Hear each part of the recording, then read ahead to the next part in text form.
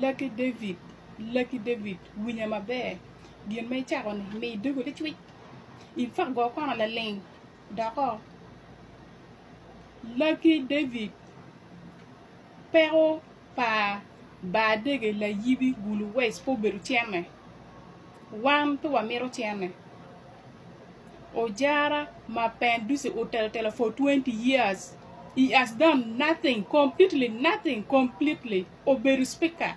Oberu LC5, me gulu district. 2 times, otema wejo nga. Komberchane Oberu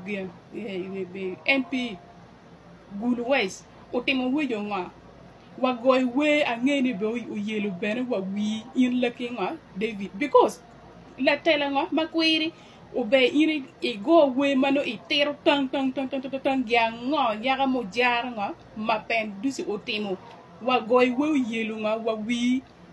o jar ma pen dusi potemo yaga nga gimo wan per wa pa ba dege la yibi po beru tiame wan this time wa mero la tele ma makri wa gole kele wa mini wa teach eting wa po jar ma pen dusi Lucky David ka gin mo ken ma timoni pe beto mort wan wa den dong chan romo this time pe don wa mero main at least kano kati goy we kon kinyo lanya nga Gilbert at least olo kay romo goy we ni be peri we yot yang ngo ma ngo o lanya nga Gilbert temu na o jar ma pendusi o temu we yo ngo o temu gina ngo ma pakiriye chier ite ot chalo again chalo nga lotin atu Lucky David no we don't want tier ka vor mege wa ikin penyi o mira mi opinga kanga te minyi ni chen Lucky again David te minyi ni chen o jara ma pendusi this time we don't want him wadek ya o jara ma pendusi wadegi wan an ma logni an atem ba dege la yibi angey o jara better than you yin tiene money nga maki mini chamo mot pe keke yetwa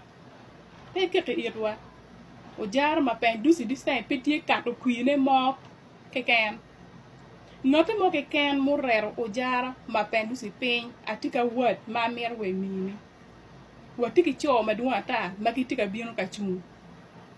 eto po jar ma pen dusi o jar ma pen dusi o making empty promise do ramo do ramo 20 years he has done what otimo nga ki we down Lucky David no e wa mer nonsense enone pera nyugi ni mot pe bin ka confusing we wan nga la yibi badege pe watika mero jara ma pendusi